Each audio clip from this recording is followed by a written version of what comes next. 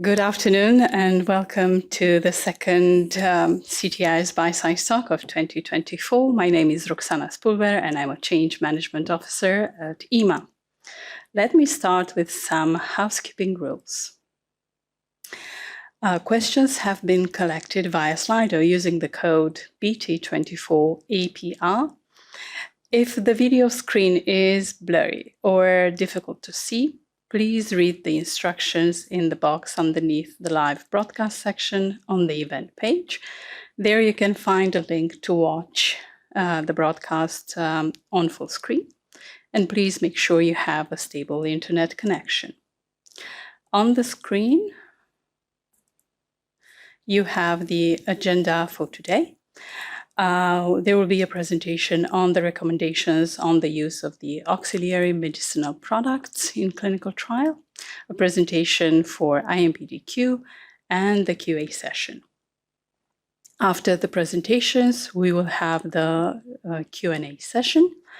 We have received some questions on the new transparency rules. We will address only the questions related to the theme of the event, which is the alternate IMPD-Q and the new guidance of the auxiliary medicinal products. And now I would like to introduce our experts of the day. So today we will have Anna Rodriguez, CTIS product owner from IMA, Stefan Strasser, Clinical Trials Department for the Austrian Medicines and Medical Devices Agency, Monique Al, Special Advisor at the CCMO, Vice Chair of CTCG and Co-Chair of Med Ethics EU, and Anne Lennars, a Regulatory Expert at the Belgian National Competent Authority. We will start with the presentation on IMPD-Q, and I'm giving the floor to Stefan. Thank you. Good afternoon to everybody in the audience. I'm very happy to be here. I have been invited to give an update about the changes that were made for the Q&A on the IMPD-Q only submission. If we could start with the first slide. Thank you. Next one and the next one. Yeah, for everybody who is not fully aware of the approach, in a nutshell, what is the IMPD-Q only submission? It is a workaround developed to allow for the product owner, we call it the PO, to keep manufacturing information confidential from the sponsor of a trial that this PO is supporting with their product, either as an IMP or an unauthorized auxiliary medicinal product. It is a fully cooperative approach with bilateral responsibility, and I will stress this on many aspects. And it is an approach with an additional administrative burden. But we do it because currently CTIS does not have the functionality to guarantee the protection of this commercially confidential data. What we do to allow the assessment is that this is a parallel application approach. The IMPD-Q only is done as a part one only. And this parallel application creates and allows parallel workflows, so that we can create considerations, send out list of questions, and receive responses by the PO and by the sponsor in a separated way that can then be coordinatively reviewed by the member states. Legally and technically, the IMPD-Q only is not approved. It is not a trial in itself, and therefore it does not have a life cycle in CTIS. It's a one-time approach to allow a parallel assessment. And last but not least, we are aware that applicants, sponsors, and member states and ethics committees alike would much prefer to have a technical approach to this and not to do it via this workaround. But at the moment, this is the only way that we have. Next slide, please. And here we see that this is an approach that is used quite often. This was a simple query to CTIS, which trials have IMPD-Q only application in the title, as they should have, and it gives us around these numbers. And so we see this is an approach that is taken and that it is well used and necessary to allow this type of trials to be submitted and assessed in the Union. Thank you. Next slide. So now what has changed in the guidance? Like, first of all, because the guidance starts with this is more of a sideline. There are other ways to make a reference between two trials and to an authorized trial with another product. And this is the approach to associate trials. We have it in the Q&A for matters of completeness, but due to technical changes, there was a need for update because the associated function now principally allows to associate with any approved trial that you have in CTIS. You do not technically have the limitations of member states anymore. We have full transparencies among agencies. So if a trial is in CTIS, I have access to the quality information, and I could use this reference if I'm member state concerned or not. So this is an approach that you can make if you don't want to do an IMPD-Q, but you can only make a reference to a CTR trial. So in case you have a reference to a CTD trial, when we come to the transition issue, you would first have to transition the trial that should be the mother trial, as it is called, and then you can use this mother trial to make a reference for your trial. But if it is an approved trial, there is basically no assessment and no contact to the sponsor of this original trial. If it's the same sponsor, as it's normally the case, it is not a problem. But if you have this separation between trials and you expect issues for the quality because your trial is substantially different, for example, in population or in mode of treatment to the associated trial, and the basic examples here is a switch from adults to especially very young children, or from an oncology to a non-oncology indication where there could be problems for excipients or impurities, then you could take the IMPD-Q only approach to forestall that questions in the assessment do not come to you, but to the sponsor. Otherwise, there would still be the opportunity for an RMS to protect commercial confidential information to start an ad hoc assessment if needed. And this is currently the recommendation that we have among member states. But this is not IMPD-Q, this is the association of trials in CTR. Next slide, please. This was a minor correction that was necessary, but it was quite clear that we did not put in the full quality information. So in the IMPD-Q only, the information of the sections F and G, according to Annex 1, should be listed. And that in the sponsor trial, the content of the labeling of the IMP should also be uploaded by the sponsor trial. What it means here is, of course, as a product owner, you are allowed to share any information that you want to share. It's not that you are not allowed to upload quality information in the sponsor trial. The idea is that you don't want to because you have to protect your commercially confidential interests. But don't be afraid to give documents to the sponsor that they can also upload. And if you give them the QP declaration, for example, of course, they can do that. What you can share, you won't share. Just make it clear in the cover letter, and the sponsor should do the same where the assessors find which type of documentation, that we do not raise considerations just for missing things out. Thank you. Next slide.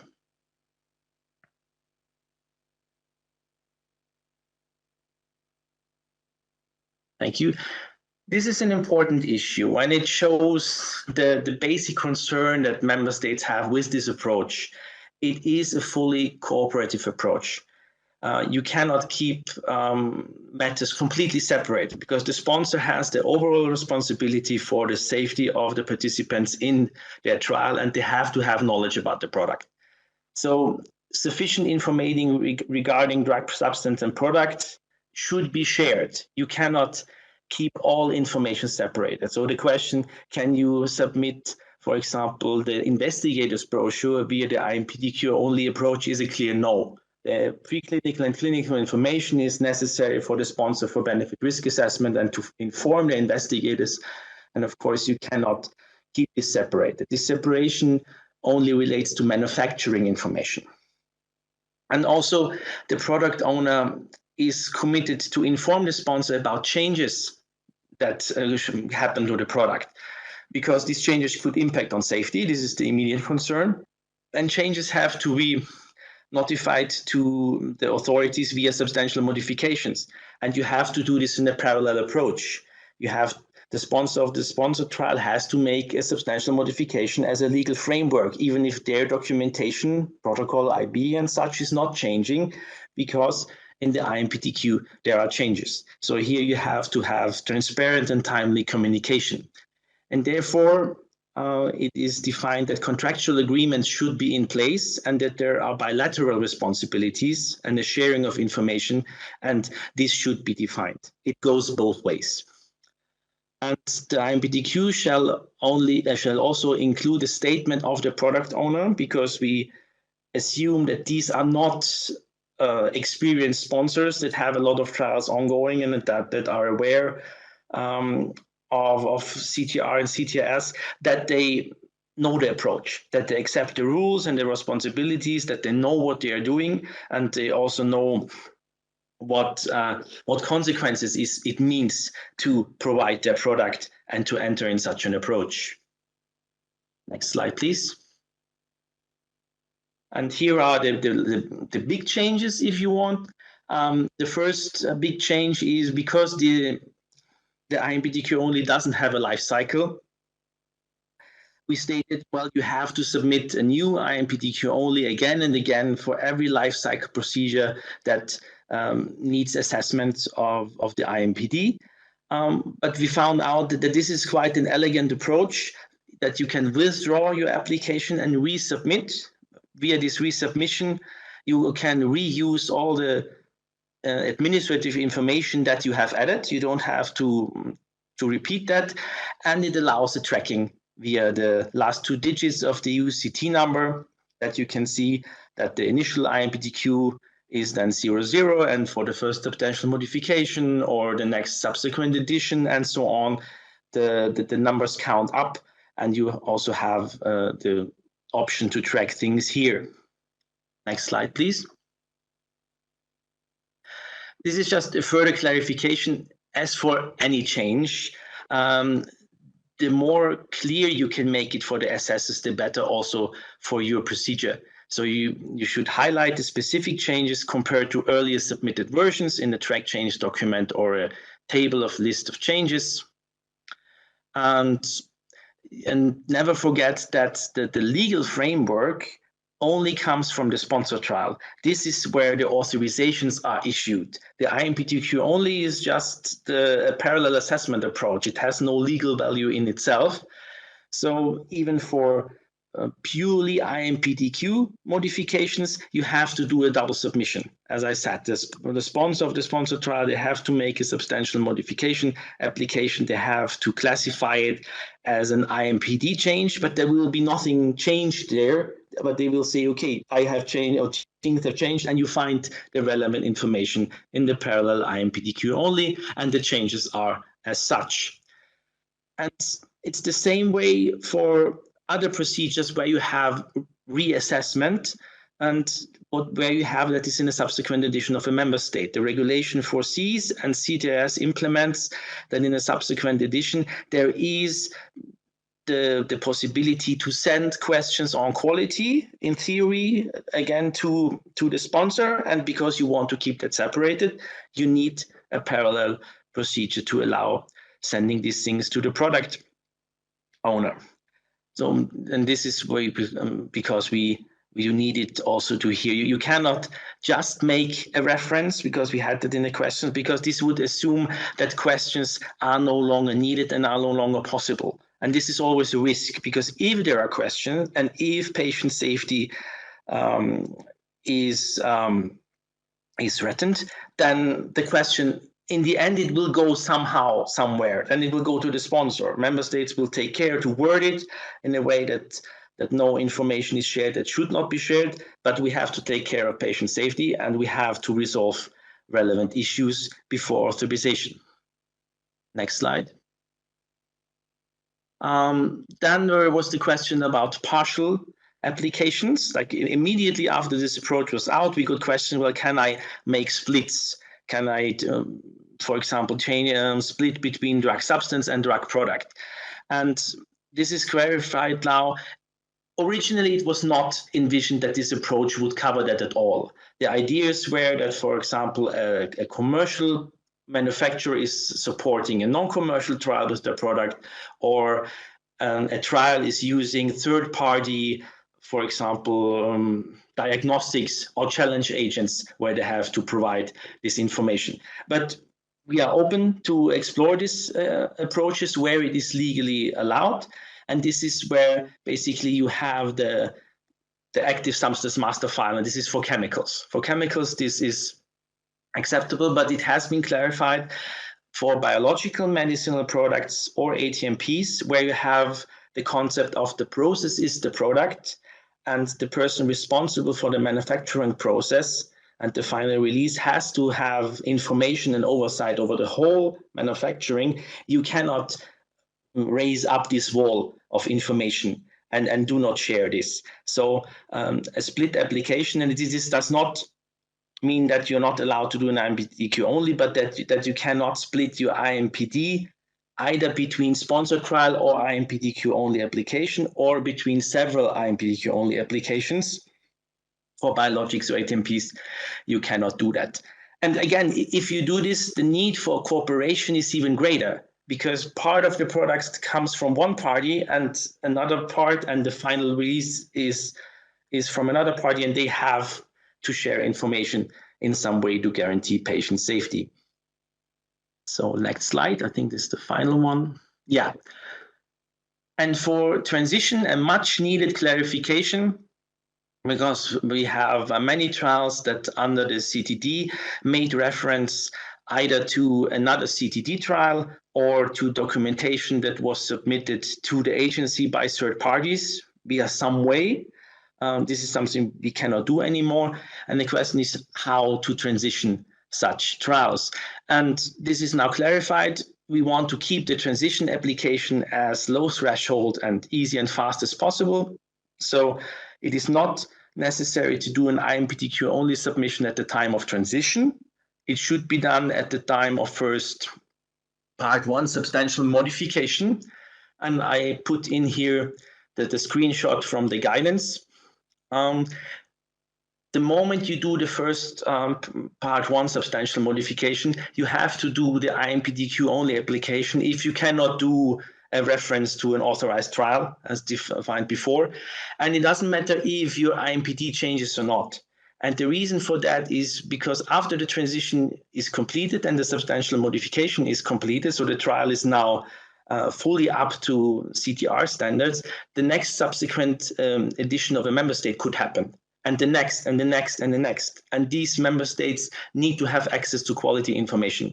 So the IMPD has to be in the application at that point in time. So IMPD-Q only at the time of first substantial modification, unless, and this is why we have the table, you do not need an IMPD at all. If you don't have administration of a product anymore, you don't need an IMPD, then you also don't need an IMPD-Q. And next slide, but I think this was the final one.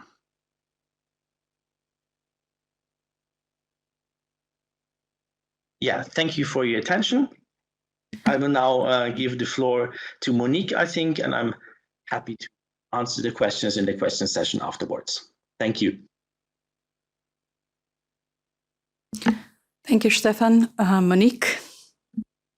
Yes, I'm here. Thank you. And also welcome to the audience for joining this bite-sized talk.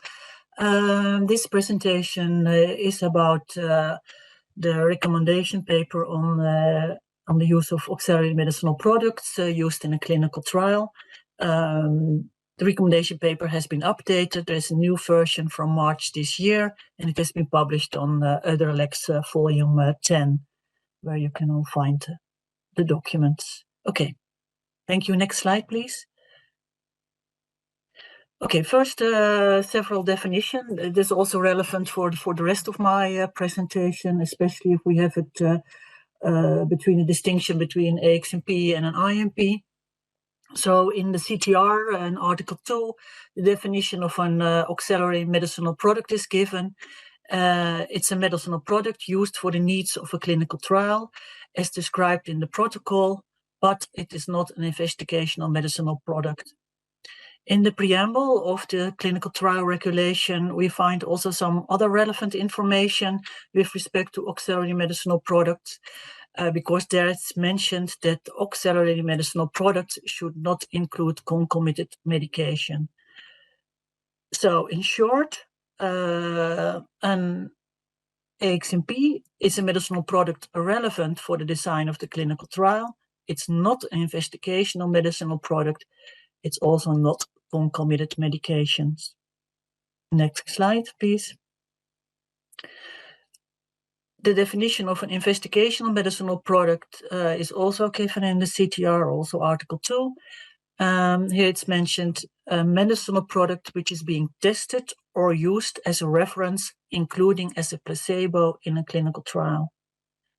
And this is a relevant one because it clearly indicates that an IMP is not only the active medicinal product, but also the comparator and also a placebo could be classified as an IMP. So an IMP is a medicinal product. It could be the test product, the reference product, a comparator, or placebo. Next slide, please. So here are some examples of AxMPs. You also can find it in Annex 1 of the recommendation paper. The most common one are rescue medication, also named escape medications. For instance, if you have a clinical trial comparing treatments in patients with asthma, then sometimes rescue medications like salbutamol is given in case there is a need to control if the asthma is deteriorating, is going bad. Okay, a challenge agent is another example of an AxMP, and a challenge agent is usually given to initiate a physiological response, which is needed to investigate the pharmacological activities of the investigational product. An example for a challenge agent could be tyramine to increase blood pressure, and blood pressure is then increased, and the IMP is there to see what the effect would be on the increased blood pressure. Well, it could be lowered, for instance.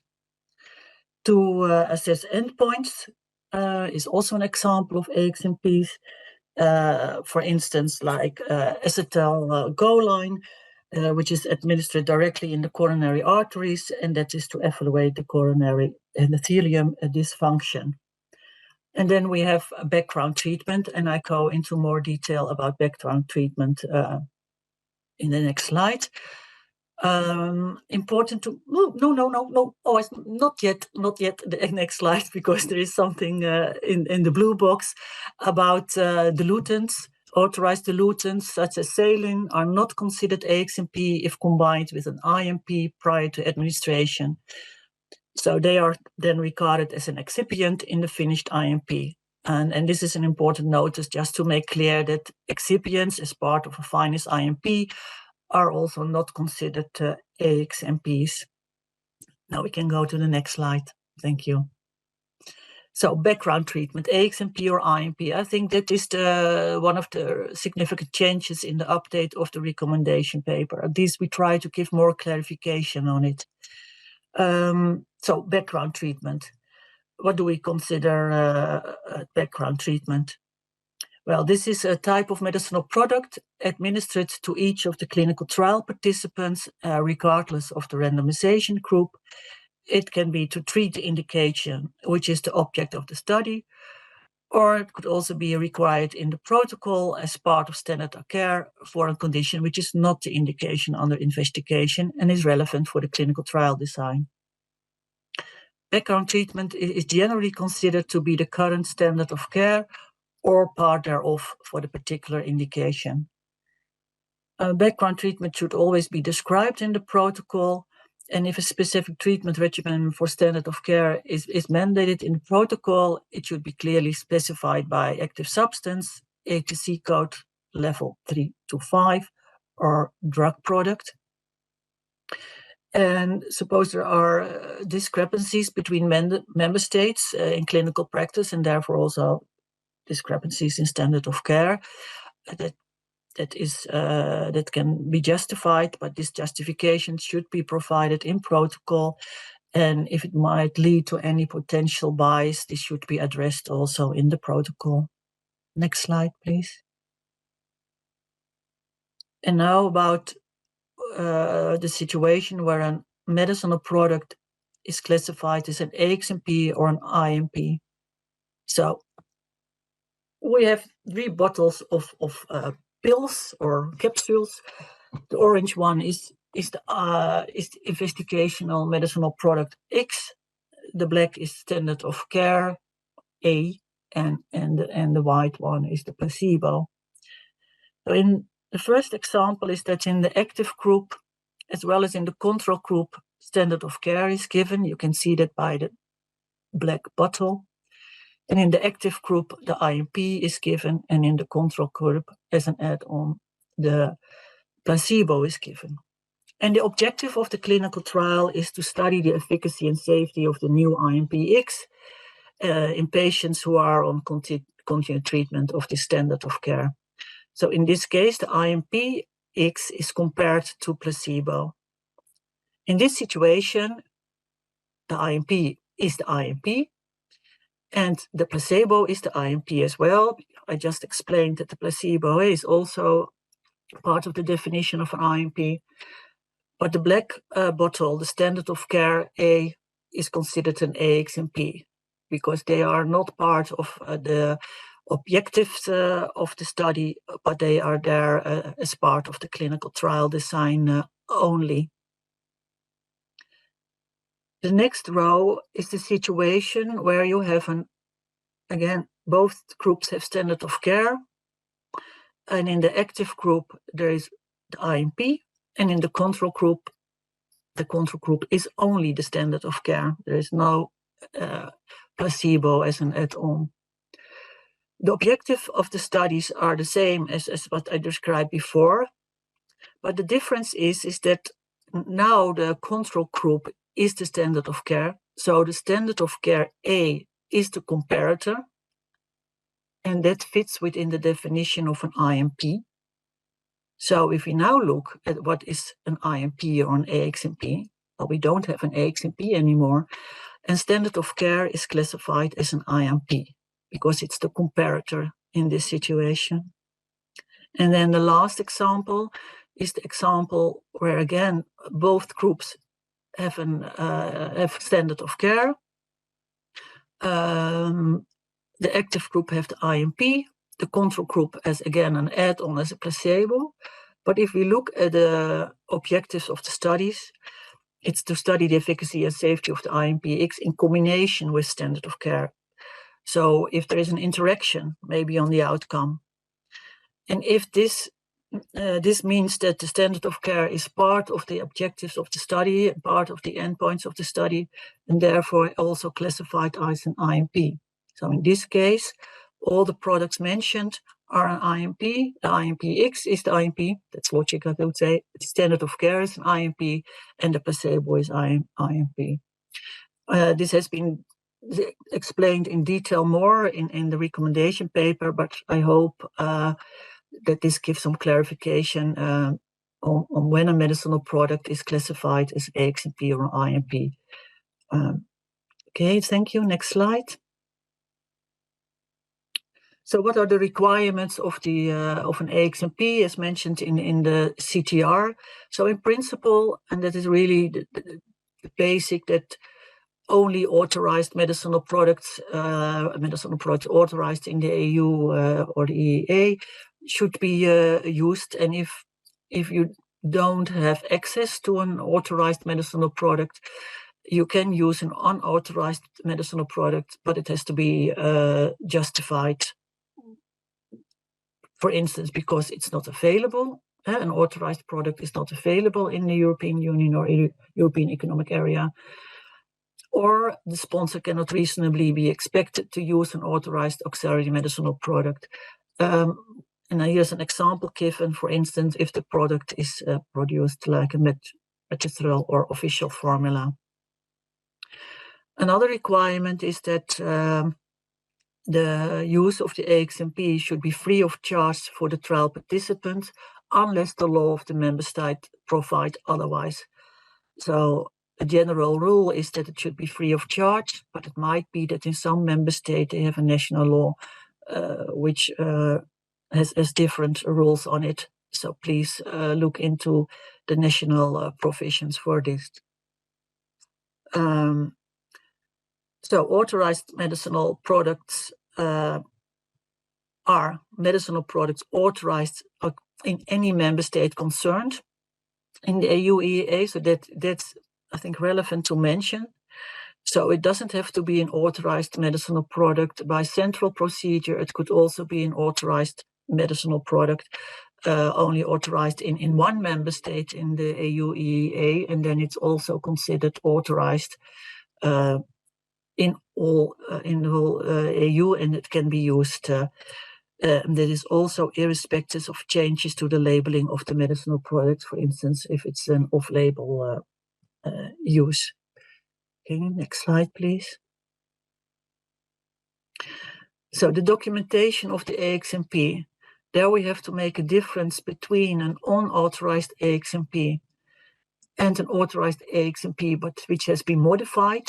And just to be clear, modification does not mean off-label use, but modification needs any modification which is not covered by the marketing authorization and affect the product quality and or GMP requirements. For instance, because it's administered in a different way. For instance, a capsule is now administered in a liquid format, for instance, a formula. So in these kind of situations, the rules for IMPs are applicable. So similar requirements as for an investigational medicinal product.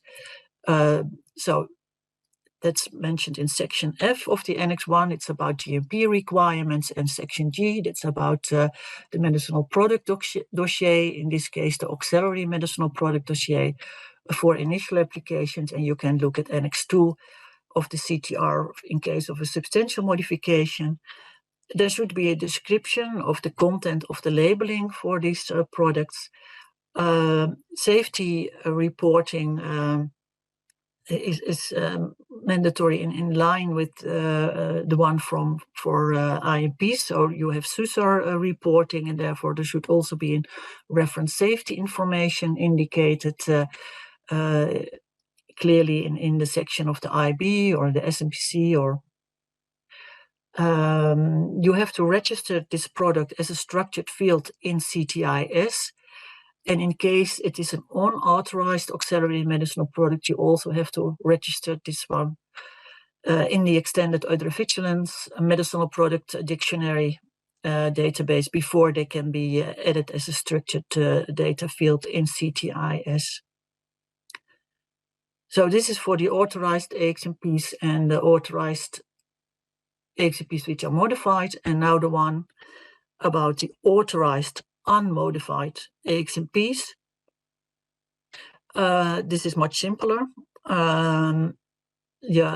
Hardly have to submit any documentations. You also don't have to register the AxMPs as structured fields in CTIS. It is acceptable or not acceptable. You should mention them. That's mandatory.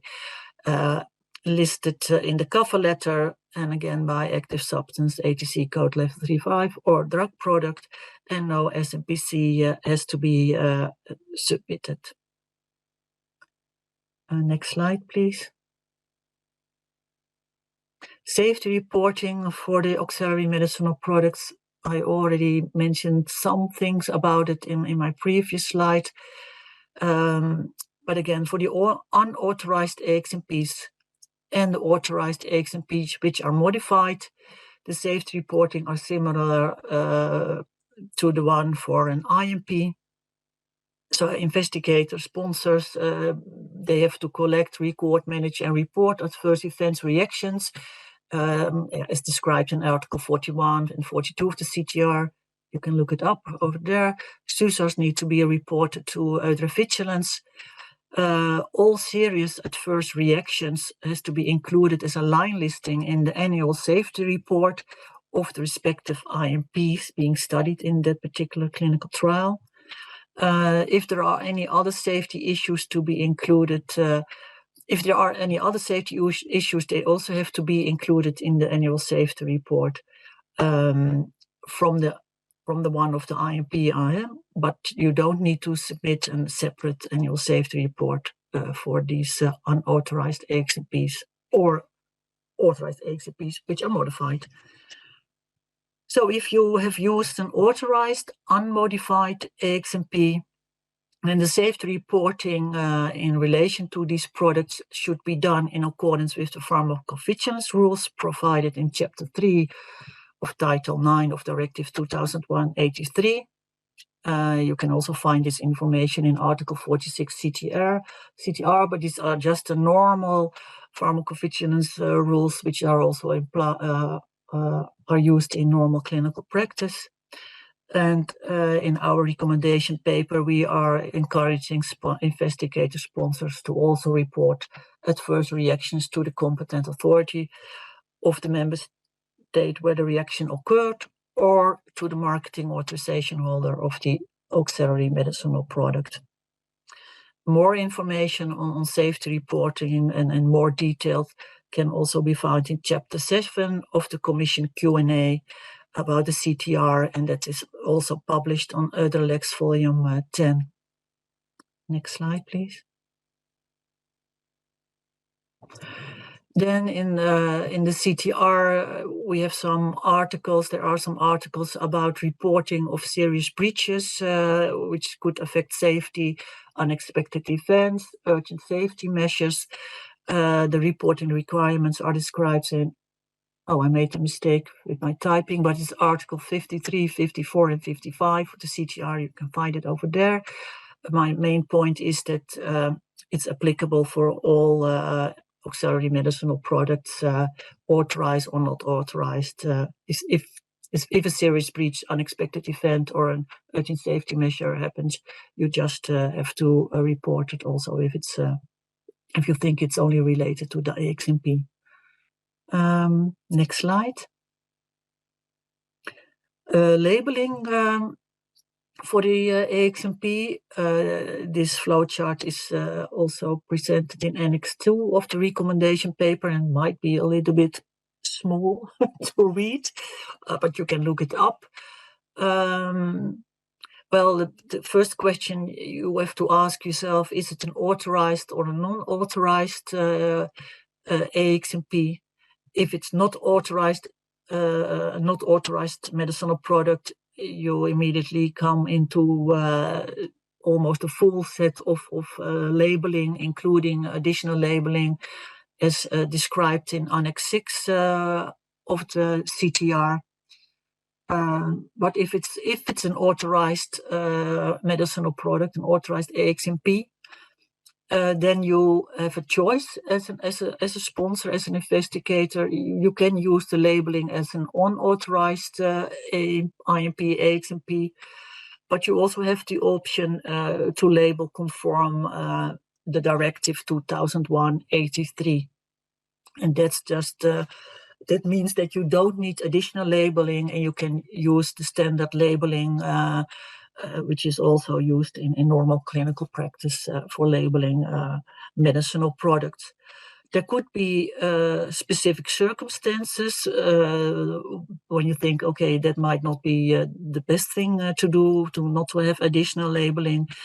For instance, if you have an an off-label product and is also not standard of care, but it's more or less, I think this is more for IMP. For AxMP, I don't expect this as much. But then again, you fall back on additional labeling, and you can see the requirements in Annex 6 of the CTR. But if there are no specific circumstances which might require additional labeling, you just stick to your normal labeling of this product, just according to the Directive 2001/83.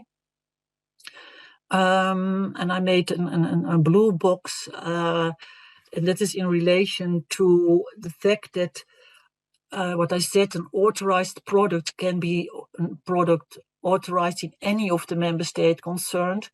So it could mean that you have an authorized product which is only authorized in, let's say, Bulgaria or something, and you want to use it in another member state. So then, of course, you should take care that the labeling is done appropriately, that it's in German language and also complying to the 2001/83 rules for labeling. And if relabeling only for language-related relabeling, one can use the exemption of Article 61.5a if relabeling is done in a health institution by the responsible person, and the AxMP is also used in this health institution.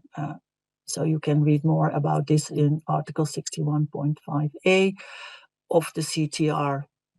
And also more information is presented in Annex 5 of the Commission Q&A of the CTR. Yeah, next slide, please. So I'd like to thank you for your attention, and just a reminder that the paper is published on Euderlex Volume 10, where more information can be found. Thank you for your attention. Thank you, Monique. We will start the QA session now, and I'm reminding the audience that we have received questions on the new transparency rule. However, we will address only the questions related to the theme of this event during this event. So let's start with the first question. Is there a requirement to QP, qualified person, certify unauthorized AxMP? If yes, is verification against the AxMP dossier and national GMP sufficient? Or what is expected, referring to CTR Annex 1, to verify compliance with standards at least equivalent to EU GMP? Anne? Yes, good afternoon, everybody. The answer to this question is yes. The requirements, the GMP requirements for AxMPs are similar to the requirements for IMPs. And if a manufacturer or several manufacturers are located in a third country, the qualified person of the importer should complete and sign a QP declaration where it is stated that manufacturing was performed according to standards at least equivalent to European GMP. And compliance is verified based on the documentation received on the manufacturing of the product, so the batch file, and on audits. Thank you. Thank you, Anne. Next question is for Monique and Stefan. Section 3.1 talks about authorized diluents. Is there such a thing as an unauthorized diluent? And if so, how should it be handled? Thank you for the question. Well, primarily this question relates to the use of excipients in the finished medicinal product. And if the excipient is not authorized, then documentation should be provided on the safety and quality of the excipient used in this product. Thank you, Monique. Stefan, do you have anything else to add? Well, I would just as a general principle always think that it comes down to patient safety. So if for some reasons that maybe at the moment we cannot see now that you need an unauthorized component to an auxiliary or an IMP, then it would be considered unauthorized and you have to provide the manufacturing and preclinical and clinical information for its safe use, because safe use is the main end that we want to achieve. Thank you, Stefan.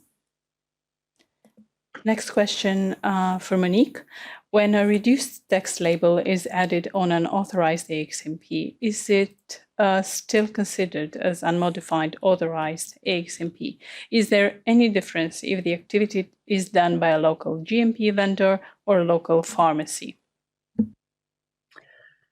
Okay, thank you. So the answer to the first question is yes. The labeling itself has nothing to do with to decide if it's an unmodified or a modified authorized AxMP. If it's an unmodified authorized AxMP, labeling can be done according to the rules of the Directive 2001/83, and that means no additional labeling is needed. And for the second question, is there any differences activities done by a local GMP vendor or a local pharmacy? The answer is there is no difference if the labeling is done by local GMP or local pharmacy. Yeah. Thank you, Monique.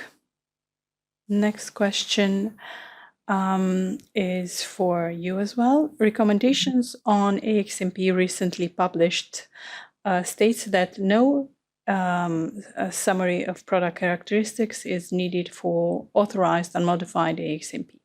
Will this be aligned with Q&A Annex 5 when authorized AxMP or authorized IMP identified by potential trade name are considered?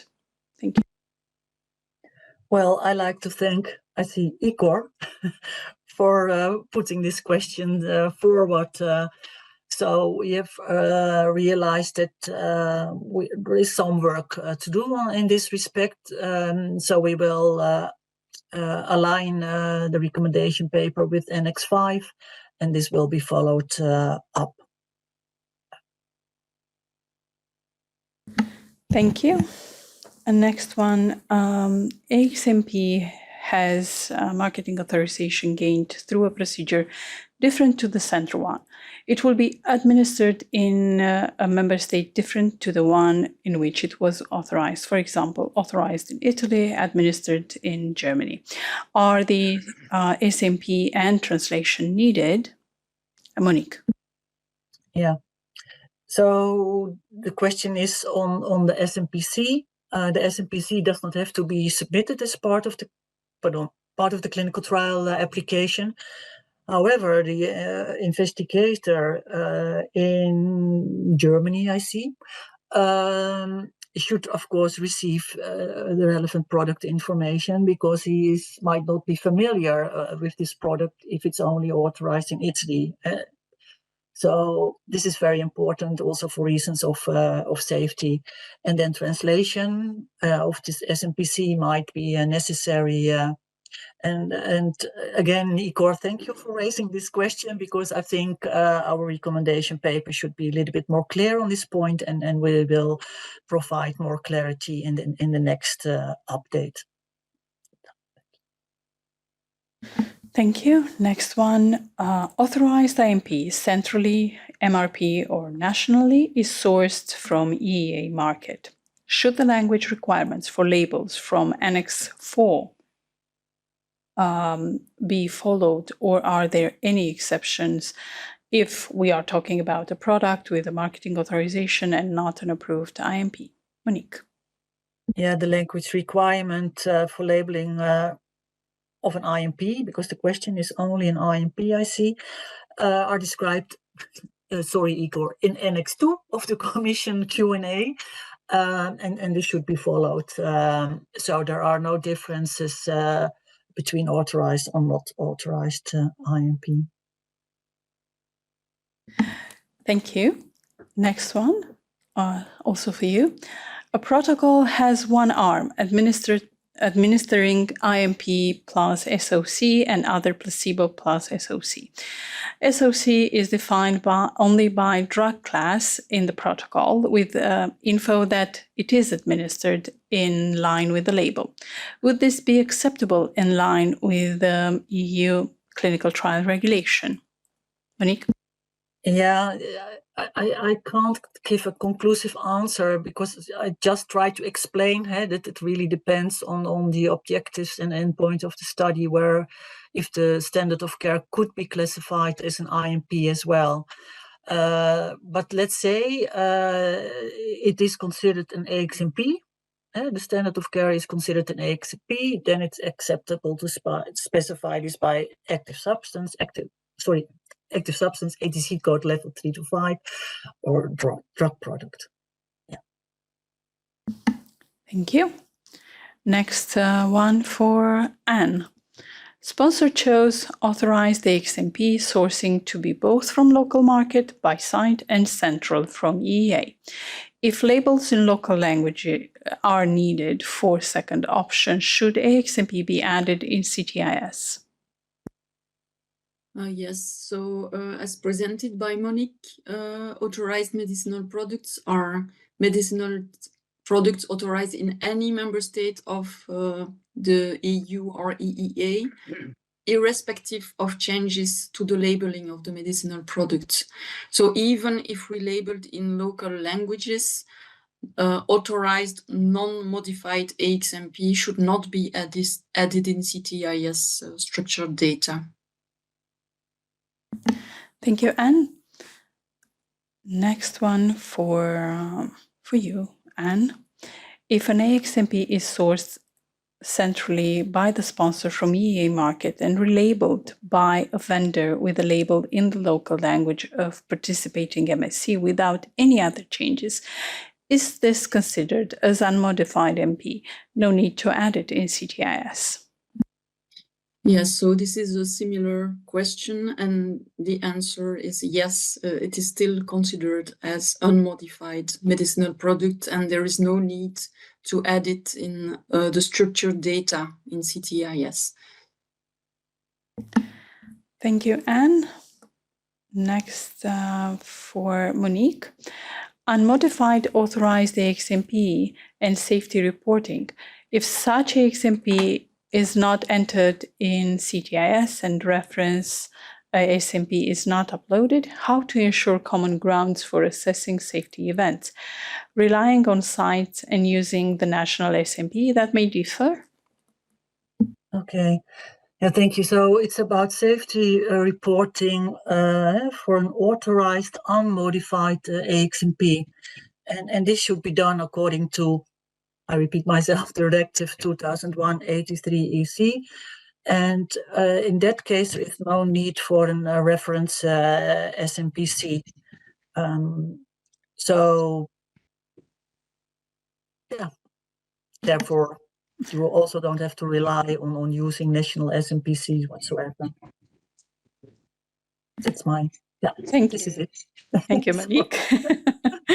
Thank you, Monique. Now the next question for Stefan.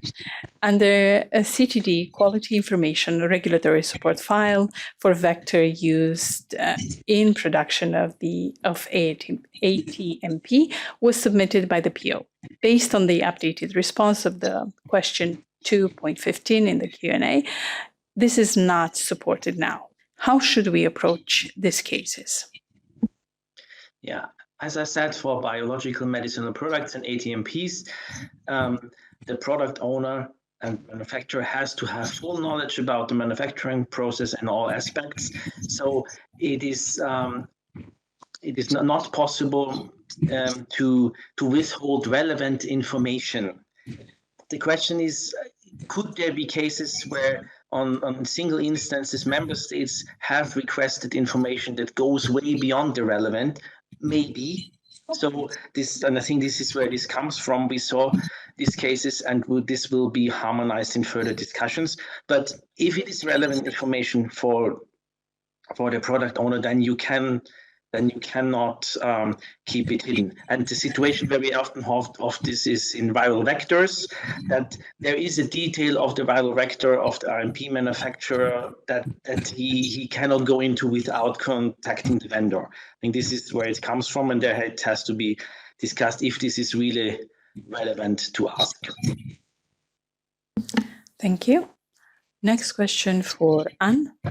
In case a sponsor chooses to label authorized AxMP with a reduced label or with a label in local language for centrally sourced products, should label text be submitted for approval?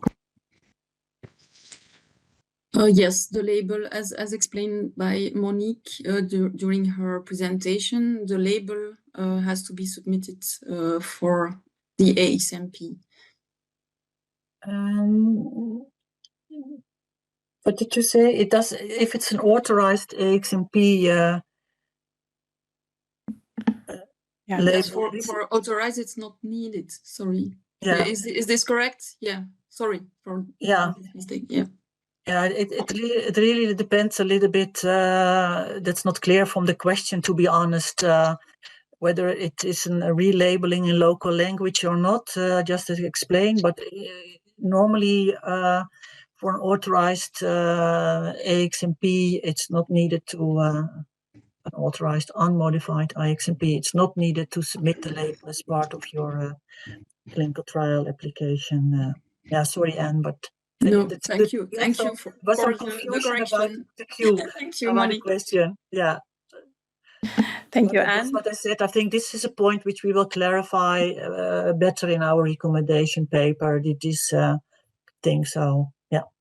Okay, Thank you, Anne. Thank you, Monique, for the comprehensive answer. Next question for Stefan. Is it acceptable to provide protocol clarification letter with CTR requirements, EU number, etc., instead of amended protocol at the first substantial modification after transition? No, it is not. Like for the transition, it is okay to have this low threshold approach, but we have the guidance now out that says what should be changed in the protocol at the first substantial modifications, and member states expect to see an amended protocol at that time. Thank you. Next question for Monique. What notifications need to be done after transition? Study start of recruitment. Definition under CTR may not be the same as under CTD. What dates to report? Yeah. Well, it's already in the question that under the CTD, there was not a requirement, at least in the clinical trial directive, to notify start date, but I assume that many member states did require, at least in the Netherlands, we did require that, but the definition could really be different. So my advice would be that, stick to the definition of the CTR if you do have those dates. So the start date of recruitment and the date of the first visit of the first patient, you can include that retrospectively in CTR. And if you don't have it because you did not record it, because it was not mandatory to do so, then you could just include the date of the first patient in the study, per member state, of course. Thank you, Monique. Next question for you, Monique. Can end of recruitment and end of trial be reported as dates before the transition approval date? Well, the answer is no. You first have to transition your clinical trial. And if you have received an approval for your transition trial, then you can enter these dates into CTIS. Thank you. Is it acceptable to not provide a summary of product characteristics for AxMPs listed by INN in the protocol, but instead referring to SMPCs in the national databases? For example, some substance with multiple product names approved nationally. Monique.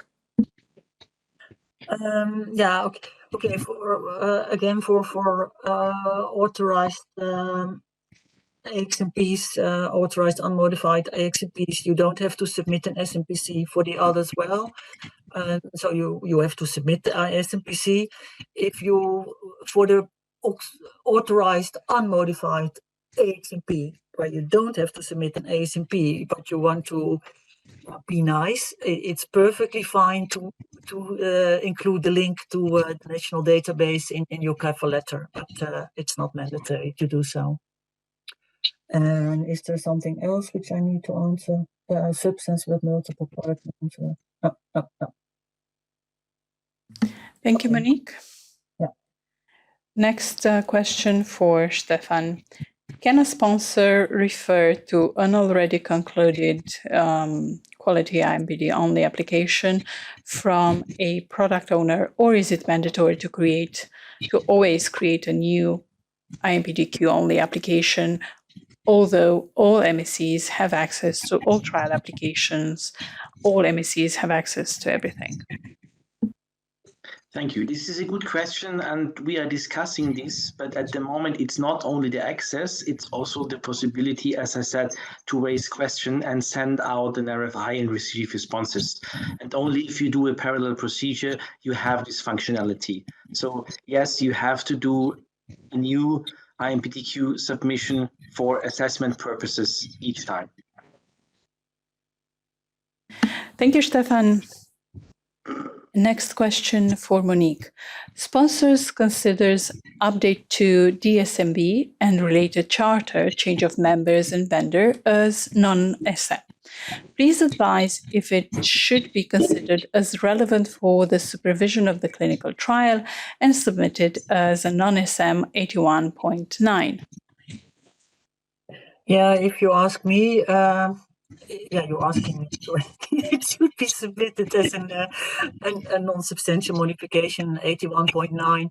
But I had a look at the Q&A of the commission, the Q&A about the CTR in Annex 4. There are all kinds of examples given, substantial, non-substantial, 81.9. And there's nothing in it with respect to DSMB. Maybe we should include it, but certainly a change of members could in fact affect the independency, for instance, which is a relevant point, of course, of the DSMB. Is really considered an 81.9 non-substantial modification. Yeah. Thank you, Monique. Next question for Stefan. Please advise whether the sponsor can request in the cover letter the assignment of a particular ethics committee to evaluate the clinical trial. For example, the same ethics committee that reviewed the associated clinical trial. Yes, this is a national issue and up to the national process of the member states. I think that in many member states it will not be possible. In Austria, it would not be because there is an internal algorithm that defines the ethics committee. So unless you have knowledge about national rules, I think maybe in Spain it could be possible. It was always a Spanish issue that the ethics committee is chosen, but in general, take it up to the national competent authority. But for many member states, it will be a no. Thank you. Next question for Anna Rodriguez. When creating a substantial modification part 2 only, user can select on one country only. In case 10 countries are affected, we need to submit 10 separate substantial modifications. Can you clarify, will there be an option in the future to select multiple countries for substantial modification part 2 only? Anna. No, I can confirm that this is not in the pipeline. There are other priorities at this moment. Thank you, Anna. Next question for Monique. Safety reporting for authorized AxMP in accordance with Chapter 3, Title 9 of the directive. What does it mean in practice for a non-commercial sponsor? Should sponsor collect spontaneous safety reports from all sides? Yeah, so for the authorized unmodified AxMPs, the regular pharmacovigilance rules applies. I've said it before. So, and again, independently of the classification of the AxMP, it's always the investigator's responsibility to record all adverse events unless the protocol provides differently. So it could be that you it depends a little bit on the type of trials that you have to collect them, the safety reports, but it depends a little bit what you have mentioned in your protocol in this respect. Yeah. Thank you, Monique. How should we include an IMP that has an AMM, but we will use it out the AMM in the clinical trial as IMP authorized or as IMP unauthorized? Monique. Yeah, okay. Yeah, the product still remains an authorized IMP. This is an off-label use, if I understand it correctly, and this can be described in your clinical trial application. But the product itself remains as an authorized product, and you should indicate it as such in the structured field. Thank you. Next question for you, Monique and Stefan. For authorized AxMPs, how should non-commercial sponsors get information about potential safety reporting from investigators to marketing authorization holders or member states? Okay, I can start, and if you can add, Stefan, if you want. But I think we have this question in a different format before. So the safety reporting for authorized unmodified AxMPs are in accordance to the Directive 2001/83, and these are the similar rules for normal clinical practice.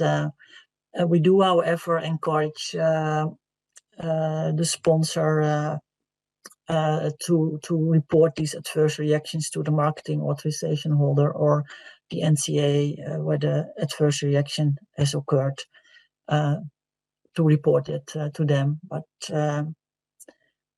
yeah, this is it. Yeah, this is exactly how I can only confirm. Of course, the investigator will collect all serious adverse events and will report them, and the sponsor will have to document them and to judge on relatedness. But for the rest, as you said, and as it is in the guide, it is encouraged for the sponsor to contact the marketing authorization holder or the NCA. Yeah, in case of an adverse reaction, yeah. And encourage means not mandatory. Correct. Thank you both. Next question, also for you both.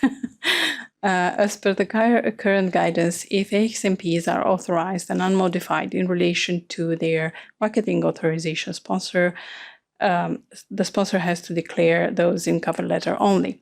How shall sponsor do this? Shall we use product name, ATC class, INN? What about RSI?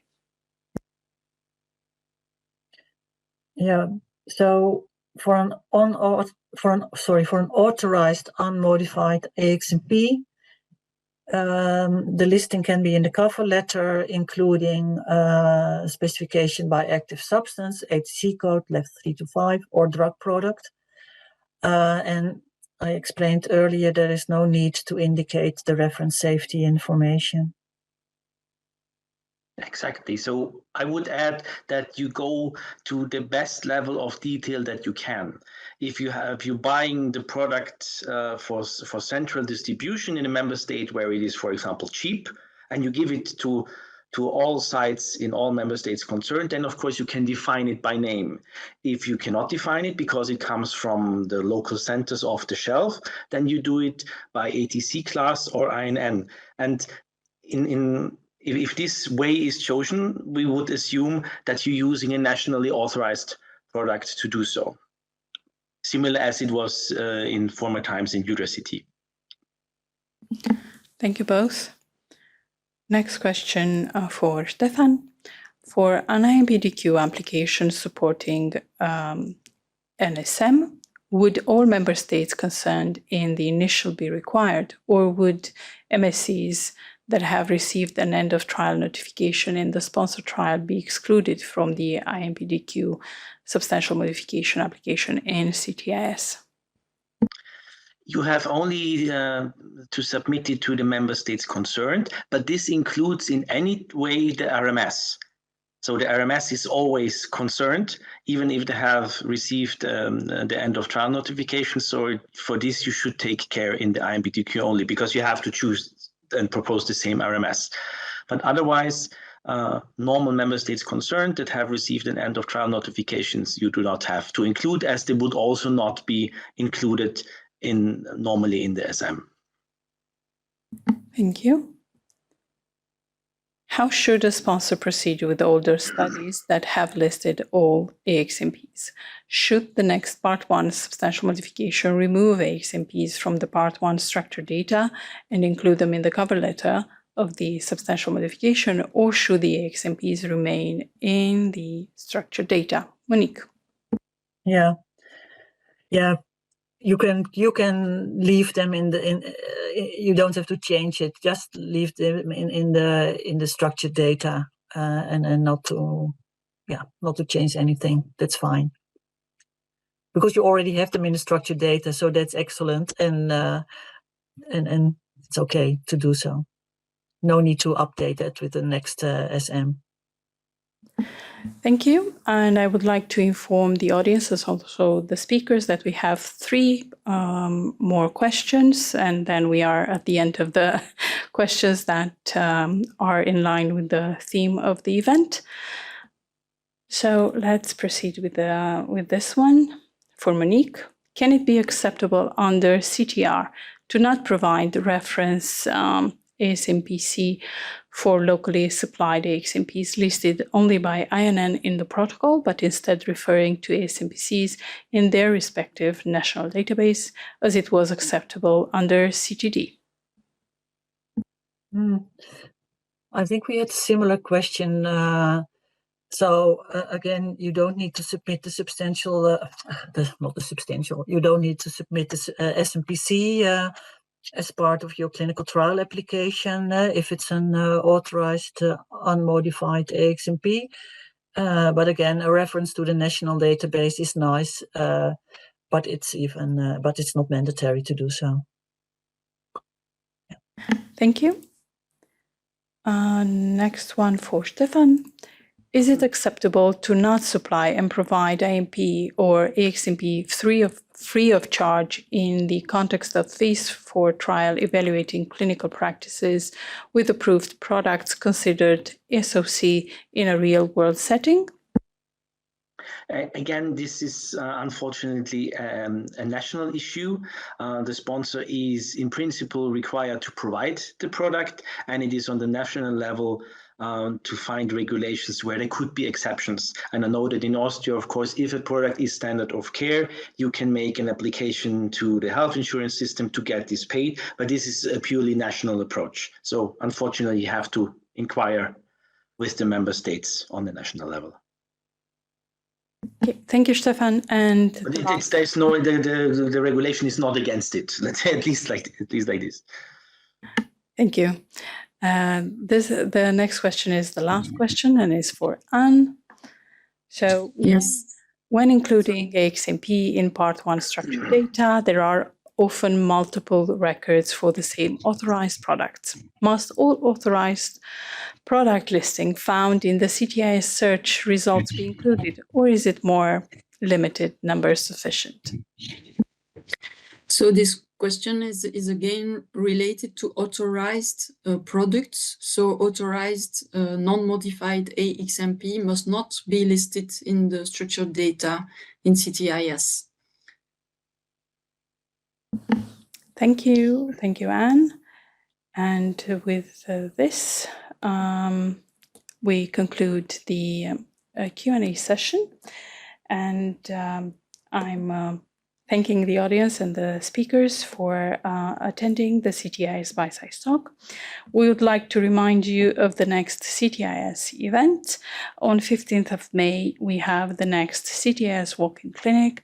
On the 20th of June, we will have the next CTIS Bitesize talk, whose link will be provided shortly.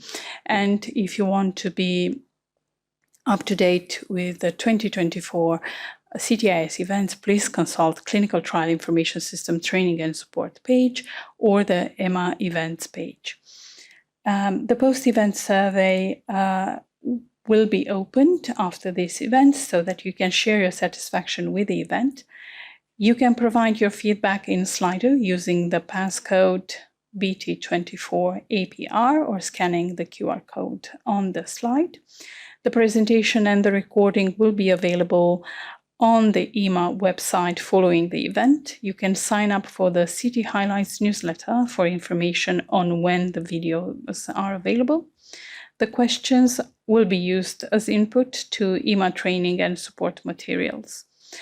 We hope you enjoyed this CTIS Bitesize talk, and we look forward to hearing your feedback in the post-event survey. Have a lovely afternoon.